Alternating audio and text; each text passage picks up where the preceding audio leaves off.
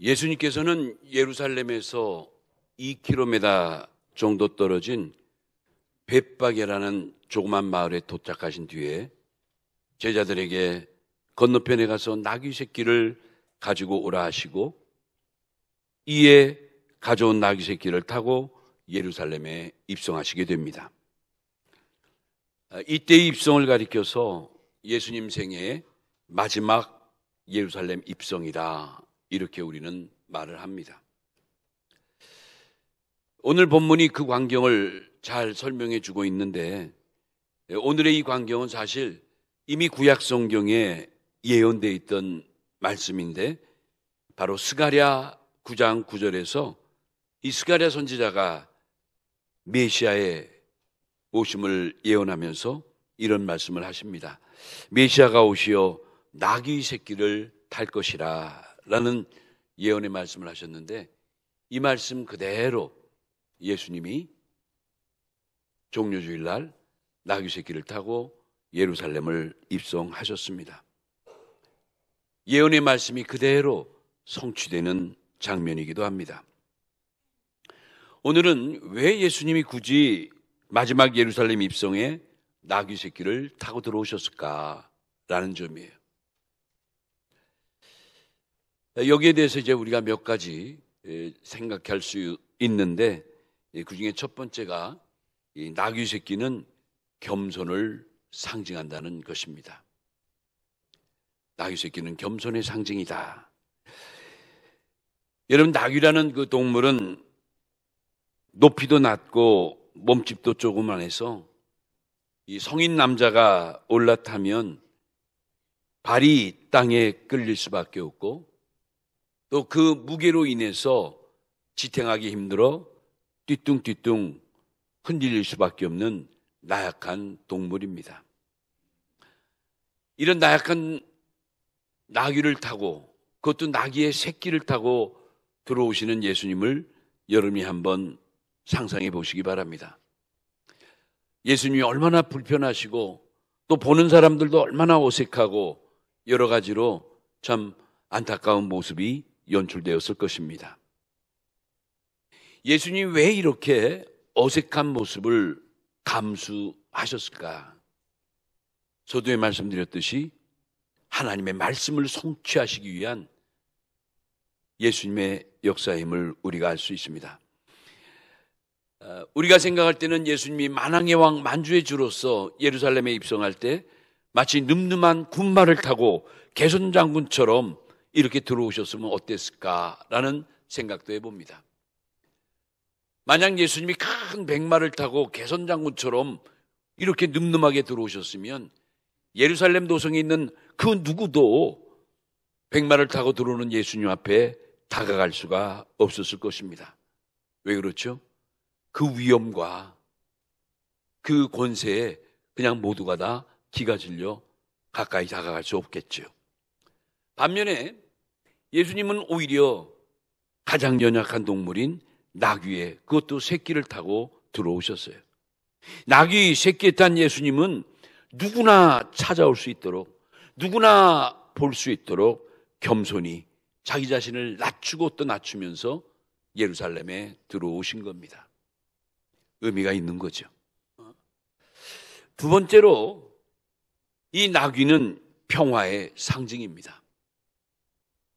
여러분, 이 말이란 동물은 농사에는 쓸모없고 어떻게 보면 전쟁에는 너무나 기묘한 이 동물이 말이란 동물입니다.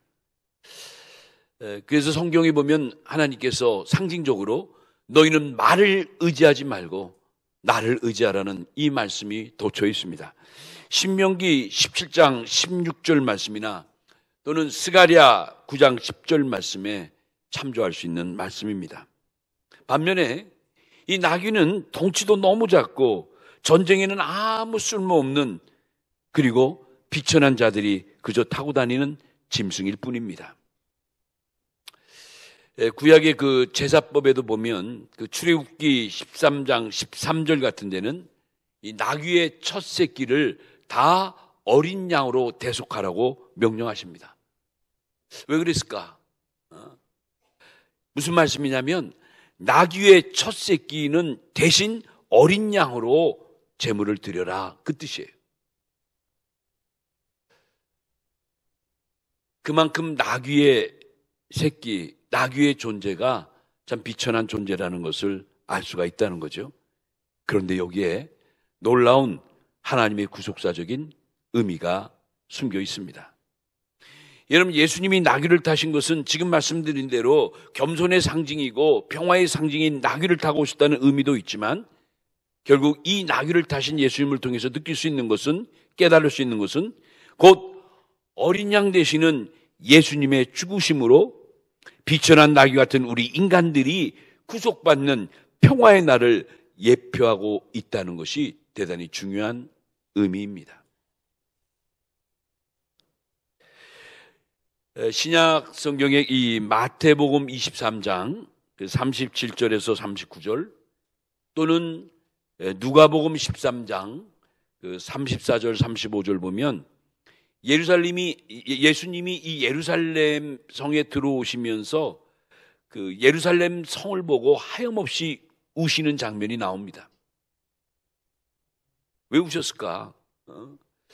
여기 예수님이 우시다라는 그 원어를 보니까 에클라우센이라는 단어를 쓰는데, 이 에클라우센이라는 단어는 그냥 단순히 우는 정도의 단어가 아니라 이것은 마치 정신이 좀 나간 사람처럼, 넋이 나간 사람처럼 대성통곡하고 눈물을 흘리는 그 울음을 가리켜서 에클라우센이라는 단어를 써요.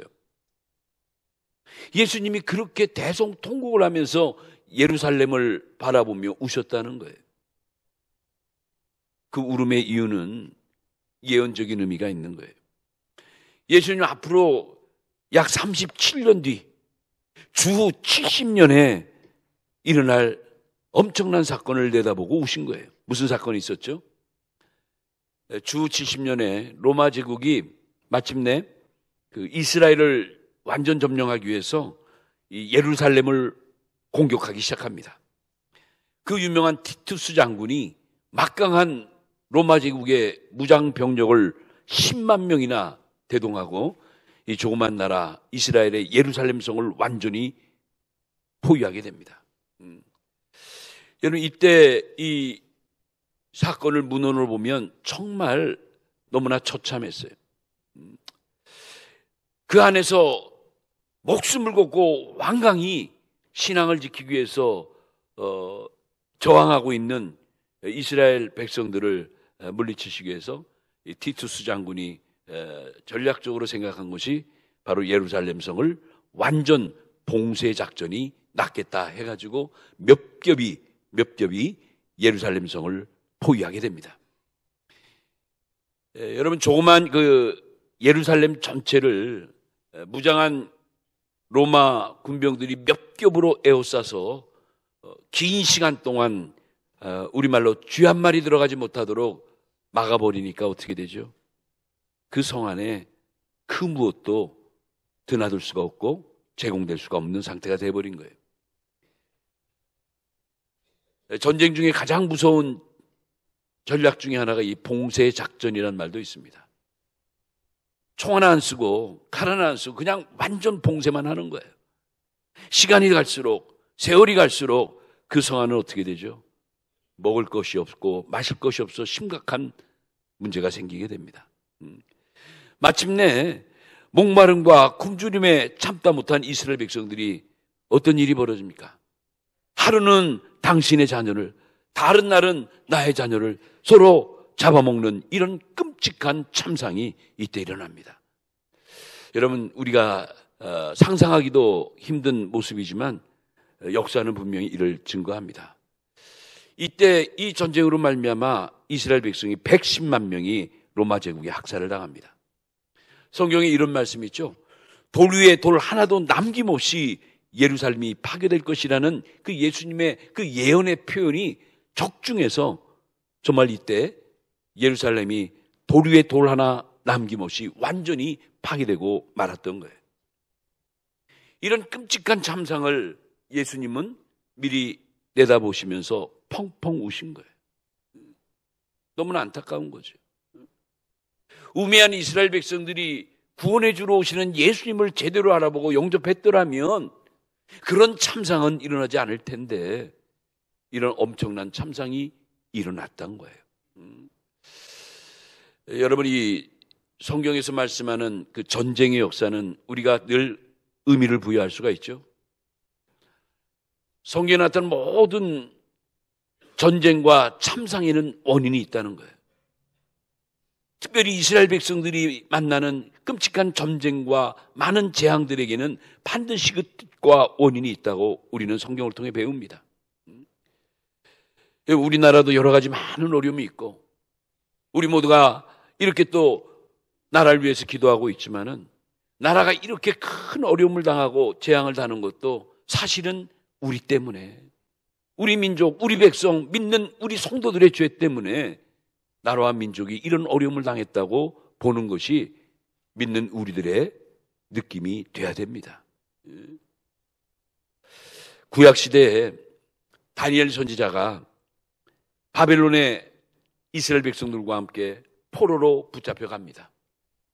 70년 동안에 남의 나라 가서 마치 짐승처럼 부림을 당하고 엄청난 고생을 하게 됩니다. 다니엘이 고생하는 자기 민족, 자기 백성들을 보고 나서 너무나 마음이 아픕니다.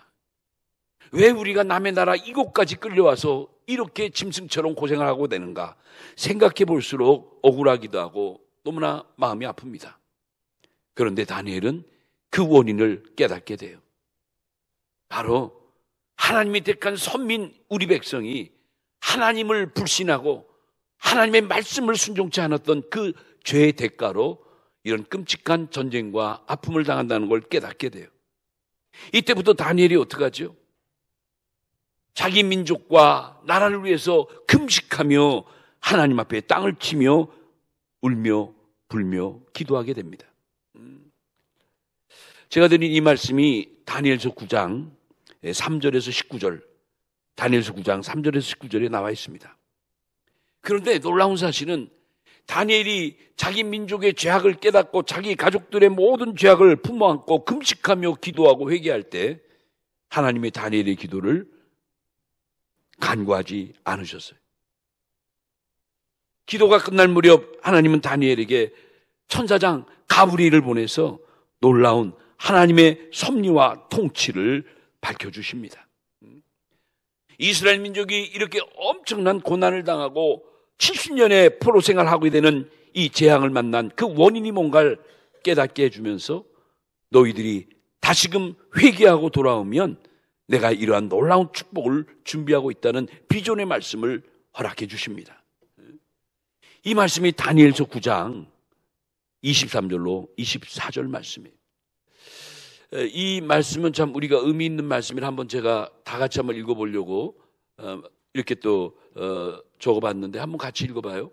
다니엘의 금식기도 끝나고 나서 가브리엘 천사장을 통해서 하나님이 이런 응답을 주셨어요. 자, 23절부터 시작.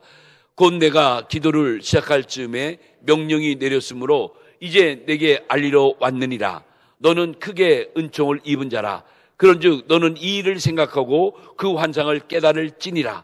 내 백성과 내 거룩한 성을 위하여 이른 이래를 기한으로 정하였나니 허물이 그치며 죄가 끝나며 죄악이 용서되며 영원한 의가 드러나며 환상과 예언이 응하며 또 지극히 거룩한 이가 기름 부음을 받으리라. 아멘. 무슨 말씀이에요? 한마디로 말하면 너희가 회개하면, 너희가 진심으로 죄를 깨닫고 회개하면, 그리하면 너에게 임한 모든 죄악이 용서되어지고 영원한 의가 드러나고 너희를 향한 환상과 축복의 말씀이 응답되리라. 그리고 뭐라고 그랬죠? 너희에게 너희를 구원할 메시아가 곧 기름 부음을 받은 자가 나타나리라. 얼마나 놀라운 축복이에요. 회개하면 이 무서운 하나님의 징계와 모든 것이 다 용서되고 마침내 그들을 구원하실 메시아를 맞이하게 된다는 축복의 말씀이에요. 사랑하는 성도 여러분, 지금 우리도 이 세상을 살아갈 때 어떻게 보면 정말 회개해야 될 때가 이때라는 걸 느끼게 되는 거예요. 고린도 후서 6장 2절 말씀 보니까 내가 은혜 베풀 때에 너희에게 듣고 구원의 날에 너를 도왔다 하셨으니 보라 지금은 은혜 받을 만한 때요 보라 지금은 구원의 날이로다. 여러분, 우리가 힘들고 어렵고 정말 괴로운 시간들을 보내고 있지만 하나님이 우리에게 이런 아픔을 준 이유를 우리가 바로 깨닫고 다시금 하나님 앞에 우리가 머리를 숙인다면 오히려 이 아픔이 반전이 돼서 전화위복의 놀라운 축복을 가져올 수도 있다는 거 우리가 잊지 말아야 됩니다. 그래서 더욱더 나라와 민족을 기도하고 교회를 위해 기도하고 믿는 자들이 기도해야 하는 거예요. 저 옛날 이 첫 번째 종료 주일날 예수님이 이렇게 의미 있는 나귀 새끼를 타고 예루살렘에 입성할 때 이때 예루살렘에 있는 많은 백성들의 반응은 어땠는가? 예수님이 예루살렘에 오신 것을 열렬히 환영했어요. 열렬히 환영하는 이 백성들의 입술에는 하나같이 호산나 다윗의 자손이요 찬송하리로다. 주의 이름으로 오시는 이스라엘의 왕이시요 라고 하면서 예수님을 정말 구원의 주로, 만왕의 왕으로, 만주의 주로 영접했던 거예요. 얼마나 아름다운 모습이에요. 여러분, 입성하신 예수님 향해서 호산나 다윗의 자손이요 찬송을 받을지어다. 호산나 호산나를 외쳤어요. 여러분, 호산나 뜻이 뭔 줄 아십니까? 호산나란 뜻이 시편에 보면 이거 꼭 기억하세요. 시편 118편 25절에 나와 있어요. 여기 보면 여호와여 구하옵나니 이제 구원하소서. 여호와여 우리가 구하옵노니 이제 형통케 하소서. 여러분, 이게 호산나 뜻이에요. 한마디로 말하면 하나님이여 나를 구원하소서, 이 뜻이 호산나란 단어 속에 담겨 있는 거예요. 여러분, 금년도 고난주간 첫째 날, 오늘을 우리가 종료주일이라고 하는데 이제 또 우리 교회는 매년 그랬지만 또 내일부터 금요일까지 이 고난주간 하루하루를 우리가 되새기면서 또 특별 성회로 저녁 때 모이게 됩니다. 우리 모두가 이 고난주간만큼은 우리 주님을 향해서 우리도 다윗의 자손 호산나여 찬송받을 이시라고 외치는 우리 모두가 되어야 될 줄로 믿습니다. 오히려 이 기간에 이렇게 잘못된 우리들의 모습을 하나님 앞에 솔직하게 자복하고 회개하는 이러한 기회가 되어야 될 줄로 믿습니다. 저 2000년 전에 바로 오늘 예루살렘에 입성하실 때 이 주님을 향해 많은 백성들이 호산나 다윗의 자손이라고, 이 땅에 오실 영원한 왕이시라고, 이스라엘의 임금이라고 외쳤던 그들의 손에는 하나같이 종려나무 가지를 들고 나왔어요. 여러분, 종려나무는 쉽게 말하면 야자수 나무를 말하는 거예요. 야자수 나무의 이파리가 얼마나 길고 넓습니까? 이 종려나무 가지들을 모든 백성들이 들고 나와서 입성하신 주님을 향해 흔들어대며 호산나를 외치고 그렇게 열렬하게 맞이했다는 거예요. 바로 그날이 고난주간 첫째 날 이날인데, 그래서 이 날을 가리켜서 종료주일이라 이렇게 부르게 된 겁니다. 그런데 너무나 마음이 아픈 것은 이렇게 열렬히 종려나무 가지를 흔들어대며 예수님을 영접했던 예루살렘의 백성들이 사흘이 못 돼서 돌변하기 시작합니다. 그렇게 이스라엘의 왕이라고 환영하며 입성을 축하했던 그들이 웬일인지 싸늘하게 돌변하게 됩니다. 결국 그들의 입에서 예수를 십자가에 못 박으라고 괴성을 지르고 거의 폭동의 수준으로 이렇게 몰아치는 것을 볼 수가 있습니다. 이제 내일부터 우리 특별성회 저녁 집회 때 하루하루 예수님의 마지막 일주일을 한번 성경적으로 정리해보는 시간을 갖겠는데, 여러분 꼭 기억하세요. 이제 오늘부터 시작되는 금년도 고난주간 마지막 한 주간 우리 모두가 이렇게 승리의 부활절 아침을 기다리면서 예수님이 이러한 영광의 아침을 위해서 얼마나 큰 아픔을 당하고 고난을 당하셨는가를 어느 해보다도 뜻깊게 새겨보고 또 은혜를 나누는 이 한 주가 되기를 원합니다. 우리 모두가 다 기도하는 마음을 가지고 이러한 고난주간을 의미 있게 보내기를 예수님의 이름으로 축원합니다.